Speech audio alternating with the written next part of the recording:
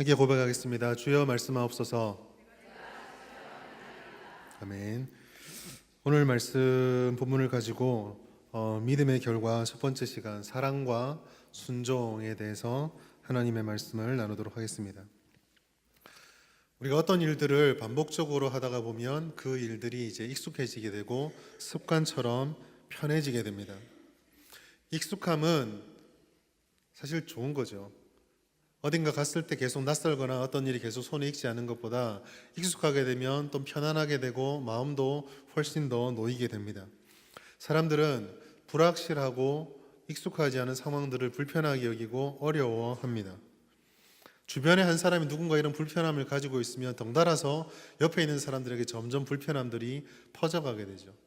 그래서 어떤 단체든 어떤 조직이든 사람을 뽑거나 사람을 들일 때 그 적응력을 상당히 중요하게 생각을 합니다. 얼마나 빨리 적응하고 얼마나 우리 속에서 빨리 편안해지고 익숙해질 수 있는가를 중요하게 생각한다는 것이죠. 익숙하다는 것은 좋은 것이지만 또 어떨 때 보면 그 익숙함이 너무 지나치다 보면 그 뭐라고 할까요? 규모라고 할까요? 좀 어느 정도 선을 좀 지켜줘야만 하는데 그 지킬 선도 넘어서 버려서 그 익숙함 때문에 서로 불편하게 되기도 하고 어렵게 되기도 합니다. 뿐만 아니라 이 익숙함은 때로는 너무 중요하게 여겨야 되는 것도 너무 당연하게 여겨서 그 의미를 깊게 생각하지 않고 흘려보내게 되는 경우도 있다라는 것이. 예를 들어서 너무나 당연한 얘기지만 부모가 자녀를 사랑하고 자녀가 부모를 존중하고 사랑한다는 것, 너무 당연한 나머지 어느 순간부터인가 너무 가장 쉽게 대하는 것이 부모와 자녀의 관계가 될 때가 많다라는 거죠. 밖에 나가면 절대로 그런 말 하지 않은 우리 아이가 엄마한테는 아무렇지도 않게 왜? 몰라! 뭐 이래버리는 그런 모습들. 밖에 가가지고 사장님이 너 이거 하세요. 왜? 몰라! 안 그러잖아요. 그런데 집에만 오면 왜 그렇게 왜? 몰라! 라고 하는지. 부모가 너무 편하고 너무 쉽기 때문이죠. 제가 왜 이렇게 익숙함에 대해서 말씀을 드렸냐고 하냐면 우리가 신앙생활 할 때에 하나님 안에서 느끼게 되는 평안함과 익숙함도 너무 중요한데 때로는 그 익숙함 때문에 하나님에 대해서 깊게 생각하고 고민하고 중요하게 여겨야 될 것들을 쉽게 잃어버릴 때가 있기 때문입니다. 그리고 이렇게 익숙함에 젖은 나머지 생각하지 않고 쉽게 결론을 내려버리게 되면 하나님께서 우리에게 주셨던 신앙생활 하면서 중요한 질문들을 하지 않게 되고 잘못된 답을 내리게 되기도 합니다. 그 중에 하나가 믿음입니다. 신앙생활 하면서 우리들이 믿음에 대해서 얼마나 자주 이야기를 합니까? 오늘 아침부터 지금까지 예배를 드리며 성도들을 만나며 특별히 주일학교 자리에 계신 교사분들은 학생들과 이야기를 나누면서 믿음에 대한 얼마나 많은 이야기들을 나누었습니까? 믿음은 기독교 신앙에서 중요한 핵심이면 분명합니다. 모든 것은 믿음에서부터 시작되고 무슨 질문이든 믿음을 답으로 내릴 때가 많이 있습니다. 그런데 이토록 자주 얘기하고 이토록 중요한 믿음을 우리는 과연 얼마나 깊이 생각하고 자주 묵상하고 있습니까? 너무 뻔한 질문들이지만 이런 질문을 한번 드려보겠습니다. 믿음의 대상이 누구입니까? 믿음의 내용은 또 무엇입니까? 믿으라 말하는데 그럼 어떻게 하는 것이 잘 믿는 것입니까? 우리가 그렇게 믿음을 지키고 있으면 믿음 끝에는 어떠한 결과가 주어집니까? 물론 지금 제가 드렸던 질문들은 너무 간단하게 답을 할 수 있는 것이기도 합니다. 그러나 분명한 사실은 우리는 이런 질문들은 이제 너무 익숙하거나 초보적인 질문이다라고 생각하고 잘 생각하지 않을 때가 많이 있습니다. 그저 믿으면 구원받고 구원받으면 모든 것이 다 해결됐는데 뭐 그렇게 깊이 공부하고 고민할 필요가 있는가라고 생각을 합니다. 그렇지만 이런 질문들은 중요합니다. 왜냐하면 특별히 오늘 본문의 말씀 보면 믿음을 통해서 우리에게 주어지는 결과가 있는데 그 결과가 결코 이 땅을 살아가는 그리스도인들에게 단순하거나 쉽게 잊혀버려서는 안 되는 것이기 때문입니다. 사도 요한은 오늘 본문의 말씀을 통해서 믿음의 결과를 이야기하고 있습니다. 그 첫 번째로 오늘은 두 가지를 살펴볼 것인데 첫 번째 결과는 바로 믿음에 의해 사랑이 우리에게 주어진다라고 말씀하고 있다는 것입니다. 요한서신에서 나타난 가장 중요한 가르침 중에 하나는 사랑에 대한 것입니다. 원래 사람은 하나님을 사랑할 수가 없습니다.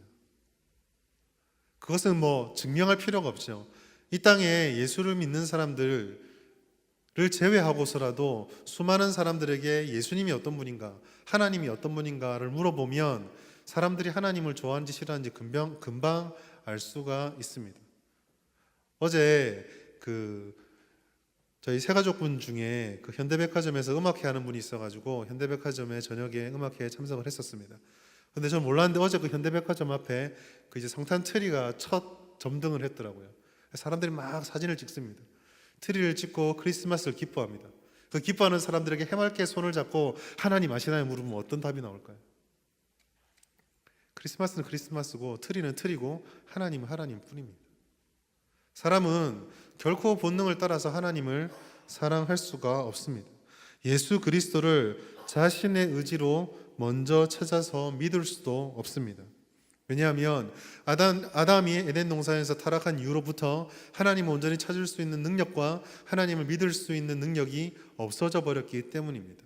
오히려 인류는 그 죄의 본성을 따라서 하나님을 증오하고 미워하고 피하도록 되어 있습니다.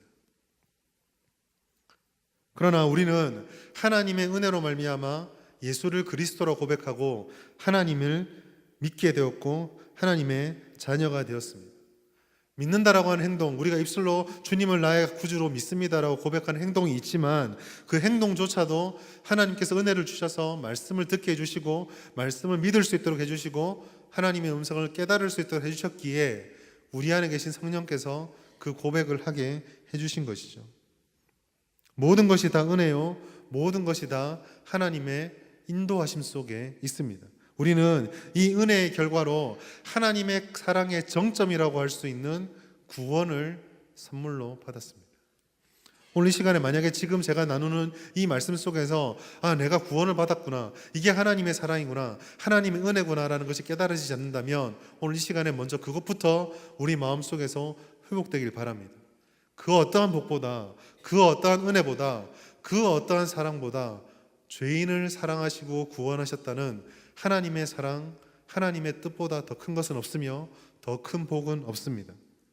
예수 그리스도를 향한 말하는 믿음은 이러한 은혜 때문에 반드시 하나님을 향한 사랑, 그 사랑에 대한 반응을 우리에게 불러오게 됩니다. 먼저는 우리가 믿음을 통해서 하나님을 사랑할 수 있게 됩니다. 우리가 하나님을 믿게 되면 하나님과의 관계가 회복되게 됩니다. 하나님과의 관계가 회복되면 어떻게 우리를 사랑하셨는지 우리는 조금씩 깨달아지게 됩니다.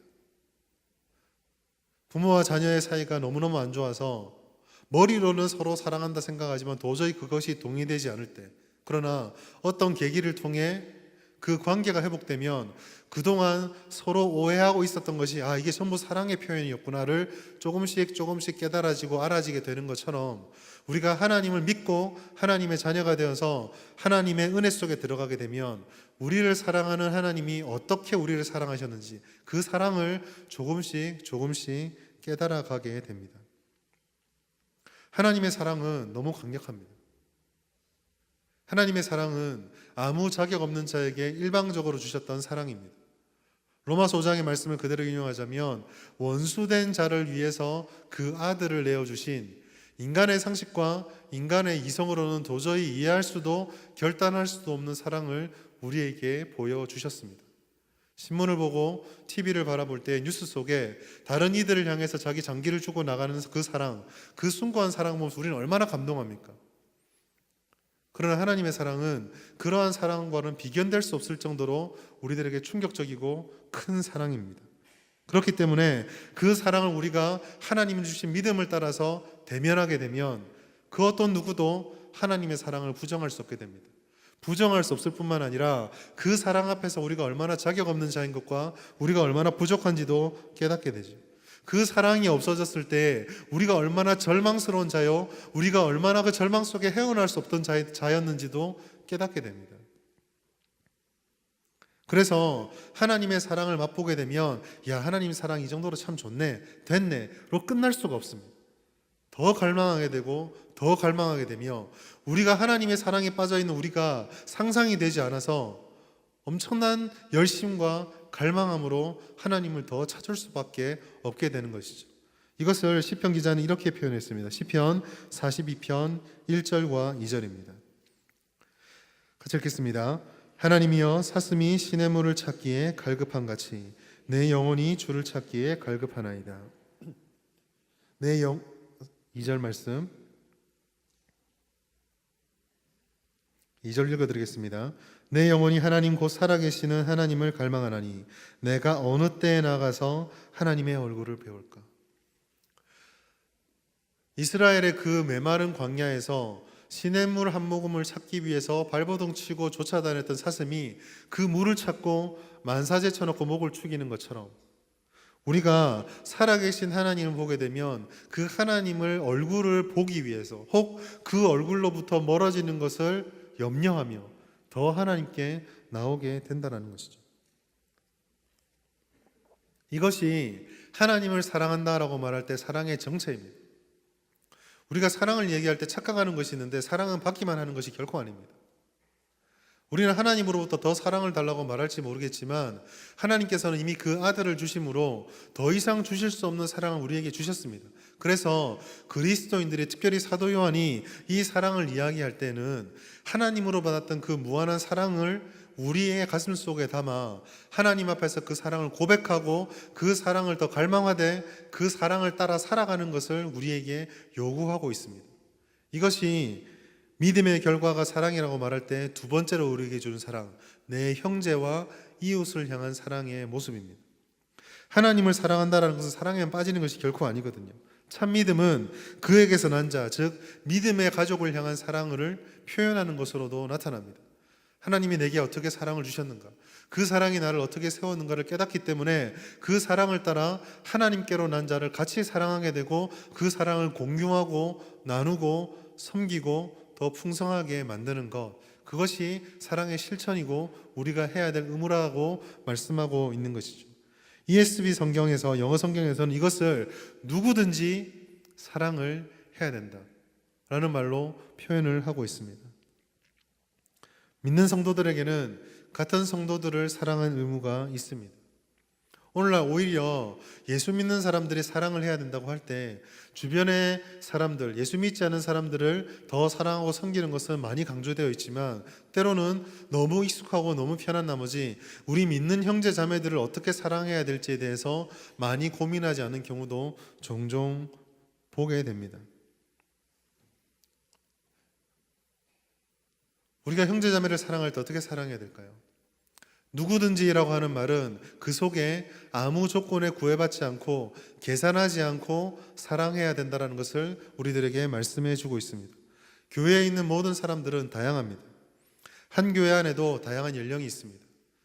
다양한 교육 수준을 가지고 살아갑니다. 경제적인 형편, 처해 있는 삶의 환경, 모든 것이 다 다릅니다. 생각은 또 어떻습니까? 한 가지 문제 앞에서 바라보는 생각, 이렇게 해야 된다는 기준도 다 다릅니다. 신앙의 색깔도 확연하게 다릅니다. 어떤 분은 신앙하면 기도가 먼저 떠오르는 분이 있고, 어떤 분은 신앙하면 찬양이 먼저 떠오르는 분이 있고, 어떤 분은 신앙하면 봉사가 먼저 떠오르는 분이 있고, 어떤 분은 신앙하면 말씀 공부가 먼저 떠오르는 분이 있습니다. 교회와 교회의 차이는 어떻습니까? 멀리 보지 않아도 우리 교회와 좀 옆에 가면 대명교회와 옆에 가면 반야월교회와 반야월 서부교회와 모든 교회마다 처해 있는 상황, 환경, 고민하는 것, 추구하는 바가 다 다릅니다. 이러한 차이가 비록 있다 할지라도 그 모든 차이들을 뒤엎어버리는 하나님의 유일한 명령, 그것은 내가 너희를 사랑한 것 같이 너희도 사랑하라입니다. 우리만 잘 돼서 되는 것이 아니고, 나만 잘 돼서 되는 것도 아니요, 우리만 편해서 되는 것도 아니고, 나만 편하고 만족해서 되는 것이 아니라 우리가 함께 하나님을 사랑하고 하나님 앞에 사랑으로 세워질 수 있도록 섬기고 포용해야 된다는 것이죠. 오늘 우리가 믿습니다라고 고백하고 내게 믿음을 주소서라고 고백하며 내게 믿음이 있습니다라고 고백할 때 우리는 동시에 이것을 생각해야 됩니다. 믿음을 추구하고 믿음을 이야기하는 우리에게 과연 사랑은 있습니까? 어떻게 사랑을 하고 있으며 어떻게 우리가 사랑하기에 힘쓰고 있습니까? 우리는 하나님을 어떻게 사랑하고 있습니까? 오늘 이 시간에 우리의 믿음의 모습이 사랑으로 어떻게 증명되고 있는지를 돌아보시면서 사랑을 통해 우리 믿음을 다 증명할 수 있는 우리 모든 성인의 성도들 될 수 있길 바랍니다.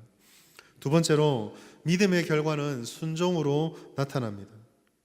믿음의 결과가 사랑이라고 할 때 사랑은 필연적으로 순종의 모습, 삶의 태도로 나타날 수밖에 없습니다.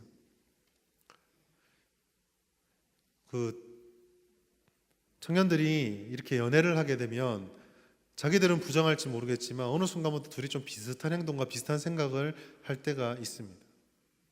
예전에 어떤 제가 아는 선배들 중에 그 여자분이 돼지국밥을 정말 못 먹었거든요. 비리다고 냄새난다, 인간이 먹을 음식이 아니다 막 그랬는데 연애를 하고 났는데 그 남자분이 돼지국밥을 너무 좋아하는 거예요. 6개월 뒤에 선지국밥까지 돌파하는 걸 바라보면서 사랑의 힘은 정말 대단하구나라고 생각을 했습니다. 왜 그럴까요? 어느 날 갑자기 번개 맞은 것처럼 팍 이래가지고 돼지국밥의 진정한 맛을 깨달았기 때문이겠습니까? 내가 좋아하는 그 남자가, 내가 좋아하는 사람이, 내가 사랑하는 사람이 이걸 좋아하니까 같이 먹고 좋아하고 즐기게 됐던 거죠. 물론 결혼한 지 오래됐기 때문에 지금도 좋아하는지 잘 모르겠지만 그걸 보면서 참 사랑이 대단하다고 생각을 했습니다. 사랑은 반드시 순종, 즉 삶의 모습으로 나타나게 되어져 있습니다. 그렇기 때문에 믿음이 사랑으로 증명된다고 할 때 또한 믿음은 순종으로 증명되어질 수밖에 없습니다.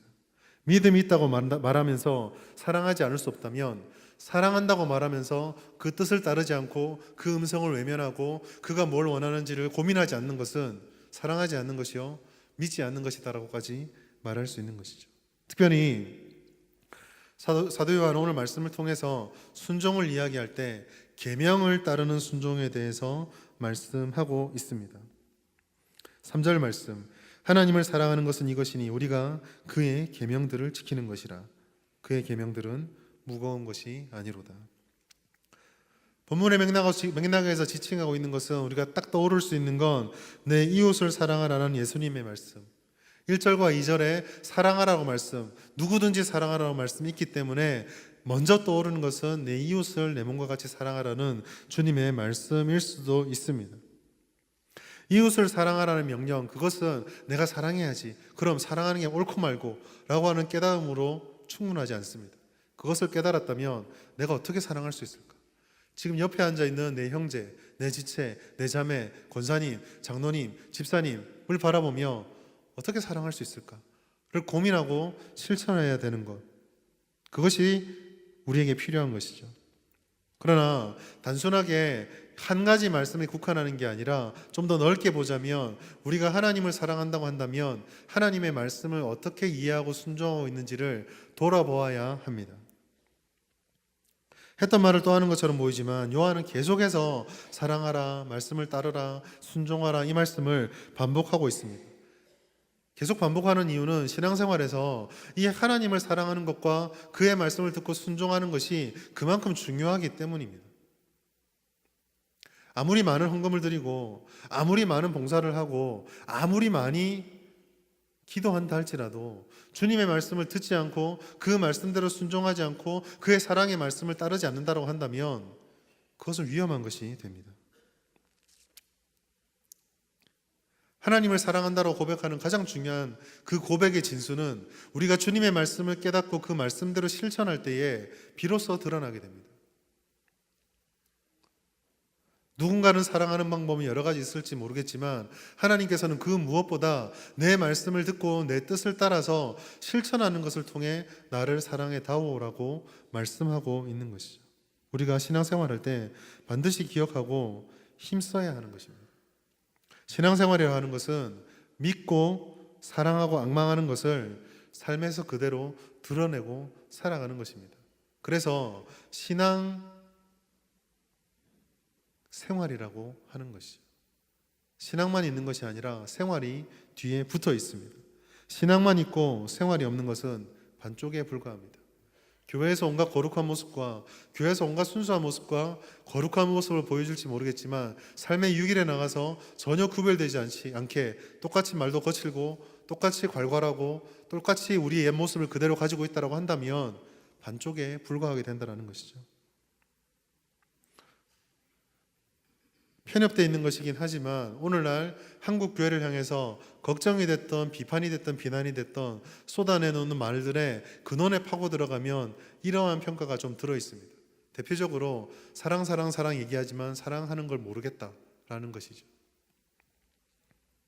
사랑을 말하면서 사랑에 인색합니다. 희생을 말하면서 희생을 회피합니다.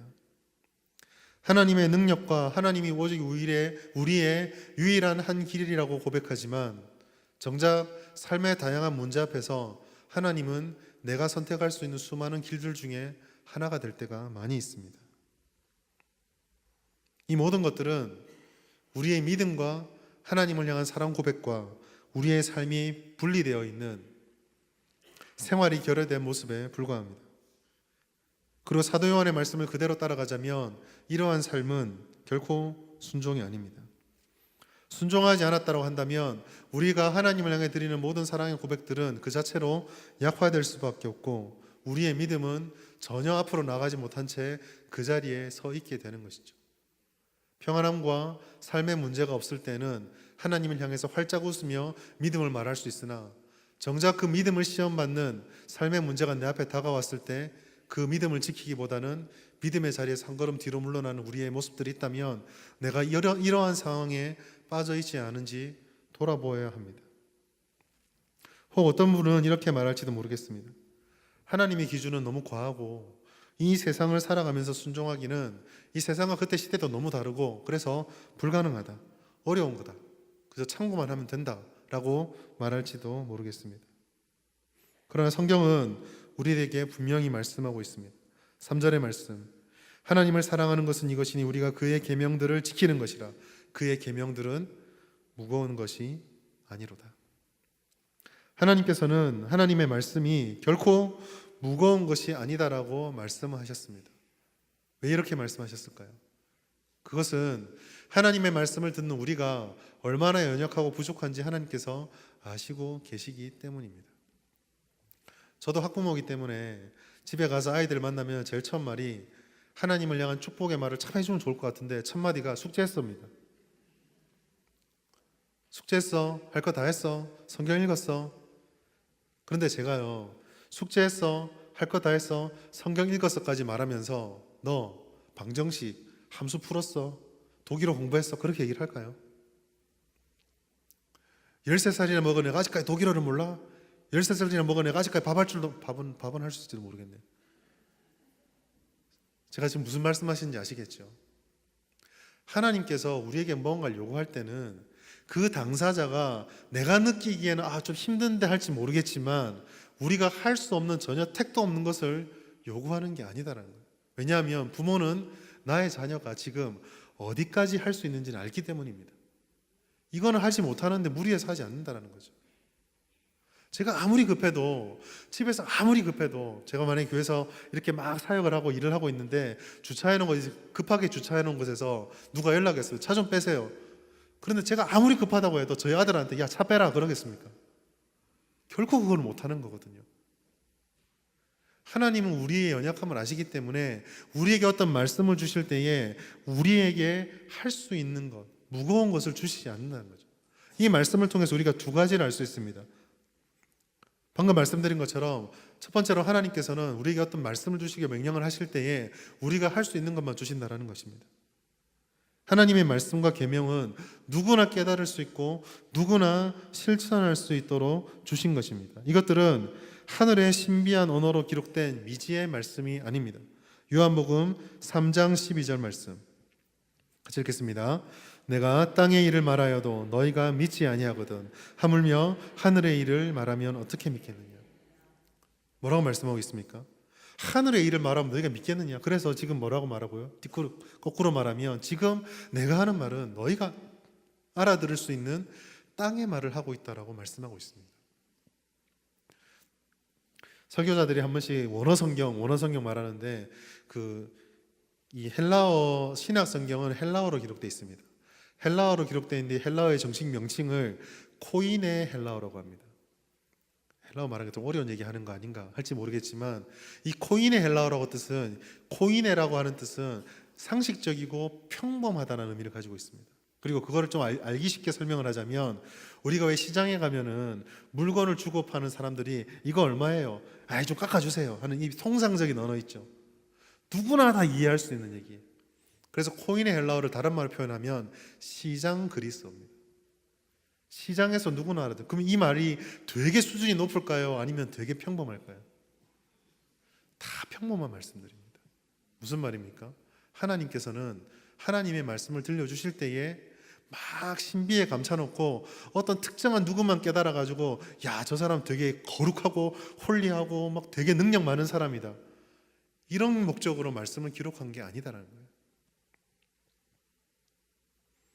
누구든지 하나님의 뜻을 알기를 원하고 누구든지 하나님을 알기를 힘쓰면 누구나 깨닫고 누구나 감당할 수 있도록 하나님께서 말씀을 주셨습니다.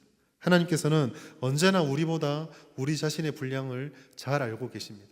그래서 주님의 음성은 우리가 다 감당할 수 있는 것이며 우리가 지금 필요한 만큼 깨닫게 해주십니다. 문제가 되는 것은 말씀이 어렵다가 아니라 우리가 안 찾고 안 듣는다에 있습니다. 오늘 시간에 주님의 말씀이 하나님께서 주시는 수준 속에 우리에게 적합하다는 것을 믿으시며 하나님의 음성을 듣게 되시는 우리 모든 성도님 될 수 있기 바랍니다. 두 번째로 깨닫게 하시는 하나님께서는 행할 수 있는 능력으로 우리에게 함께 하신다는 것을 말씀합니다. 우리가 때로는 하나님의 말씀을 깨달았다 할지라도 그 말씀대로 살기는 쉽지가 않다라고 고백할 수도 있습니다. 물론 그럴 때가 많이 있습니다. 우리의 인격적인 나약함과 우리의 능력의 부족함은 하나님의 말씀을 비록 깨달았다 할지라도 그것을 실천하려고 할 때에 어려움을 느끼게 할 수도 있습니다. 그러나 하나님께서는 우리가 그렇지라도 주님의 말씀을 따라 살고자 한다면 살 수 있도록 능력을 주시다라고 약속해 주고 있습니다. 말씀을 두 개 연속으로 보실 텐데요. 고린도전서 10장 13절 말씀입니다. 같이 읽겠습니다.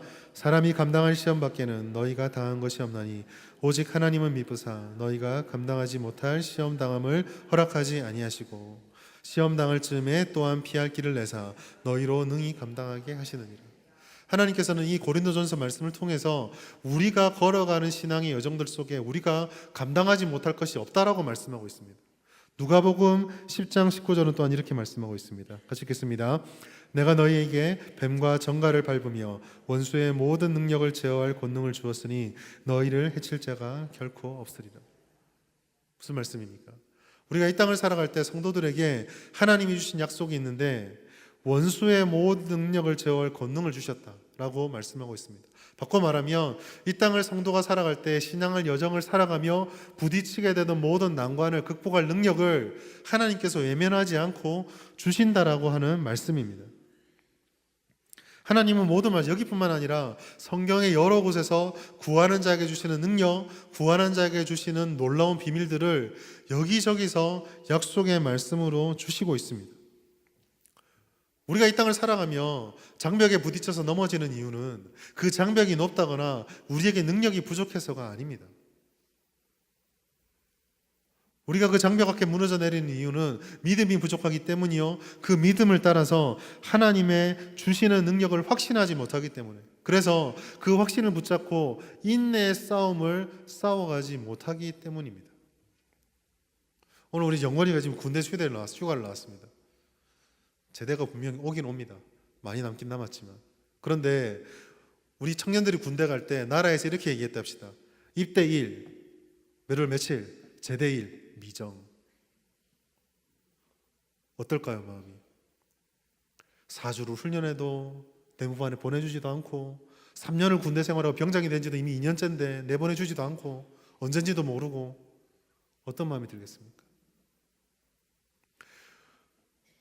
우리가 이겨낼 수 있고 극복해낼 수 있고 참을 수 있고 싸울 수 있는 이유는 끝이 있기 때문에 마지막이 어떤지 알기 때문일 수도 있습니다. 그리고 그 마지막을 안다는 측면에서 봤을 때 주님의 말씀이 주신 이 약속보다 더 확실한 것이 어디에 있습니까?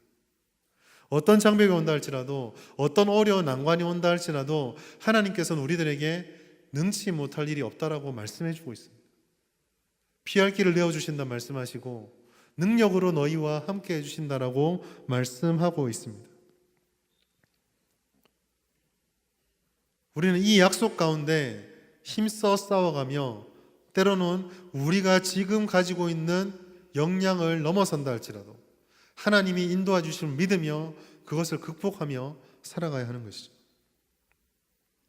물론 이런 모든 여정과 과정들이 쉽기만 한 것은 아닙니다.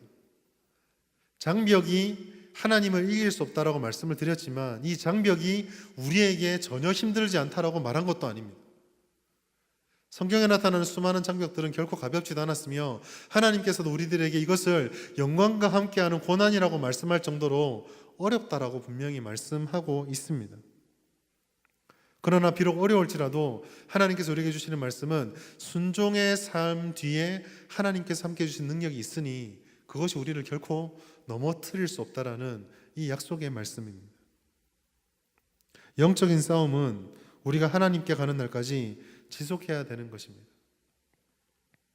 영광과 고난, 승리와 반복, 승리의 반복과 실패의 계속적인 찾아옴, 그리고 우리 앞에 하나의 장벽을 넘으면 마치 기다렸다는 듯이 또다시 다가오는 장벽은 분명 달가운 것은 아니지만 그렇다고 해서 극복하지 못할 대상도 되지 않는다는 것이죠.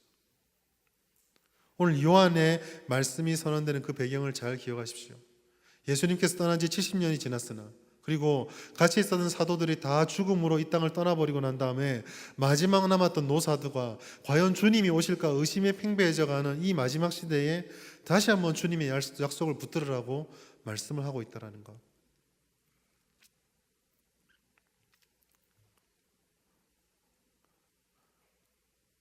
오늘 말씀의 결론입니다. 사랑하는 성도 여러분, 그렇기 때문에 우리는 순종을 요구하는 하나님의 말씀이 결코 무겁지 않다 할지라도 우리가 가져야 될 믿음의 결과를 붙잡고 우리의 삶을 통해서 우리의 믿음을 증명해 보여야 합니다. 사단은 우리들에게 계속적으로 유혹하며 우리의 삶이 무겁다라고 이야기를 합니다. 그것이 끝이다라고 이야기를 합니다. 그러나 하나님께서는 무겁지 않다고 말하는 것이 아니라 무겁지만 나와 함께 간다라고 약속의 말씀을 주고 계십니다. 우리가 해야 될 것은 단지 믿고 사랑하며 순종함으로 우리에게 주시는 주님의 말씀을 지금 우리가 감당할 수 있는 만큼 감당해 가면 되는 것입니다. 믿음은 예수 그리스도 안에 우리 자신을 온전히 던지는 것입니다. 그 주변을 서성이면서 눈에 보이니까 괜찮다라고 해서 하는 것으로는 부족합니다.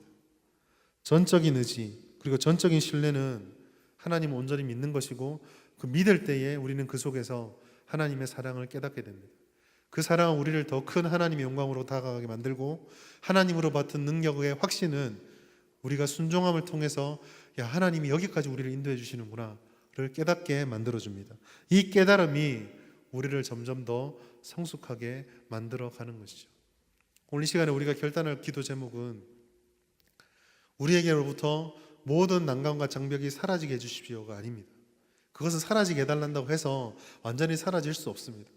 우리의 기도 제목은 그 난관과 고민과 문제와 장벽들을 뛰어넘어 하나님의 살아계심을 경험하게 하여 주시옵소서.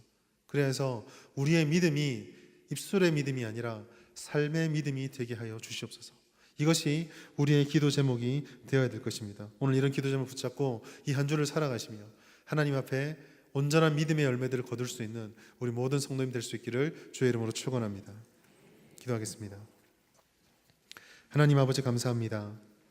연약하고 부족한 죄인들을 하나님의 자녀로 삼아주시고 하나님의 은혜로 아버지께 주시는 능력으로 그 사랑을 깨닫게 하시고 하나님께 주시는 사랑의 능력으로 이 땅을 살아가게 해주시니 감사합니다. 아버지 하나님, 우리가 한 주 동안 살아가면서 우리 평생을 살아가면서 온전한 믿음, 충만한 사랑, 강력한 순종의 삶을 살아갈 수 있도록 역사하여 주시옵소서. 우리를 방해하는 모든 장벽들을 극복하게 하여 주시고 하나님이 기뻐하시는 믿음의 온전한 열매를 거두는 우리 모든 성도 될 수 있도록 하나님께서 함께하여 주시옵소서. 감사드리며 예수님의 이름으로 기도드립니다.